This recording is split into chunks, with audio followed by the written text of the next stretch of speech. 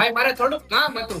બોલો ને, મેં તમારી શું મદદ કરી શકી? ક્રેડિટ કાર્ડ સ્વાઇપ કરવું હોય, મની ટ્રાન્સફર કરવું હોય, કે મોબાઈલ રિચાર્જ કરવું હોય, કે લાઇટ બિલ ભરવું હોય? અરે ભાઈ મારે મની ટ્રાન્સફર કરવું છે. 3 એકાઉન્ટમાં 25,000 રૂપિયા નાખવા છે. કાંઈ વાંધો નહીં ભાઈ, થઈ ગઈ છે ટ્રાન્સફર. 25,000 રૂપિયા, 500 રૂપિયા મારો ચાર્જ લાગશે. ઓકે ભાઈ, કરી નાખો આ એકાઉન્ટ નંબર ઉપર.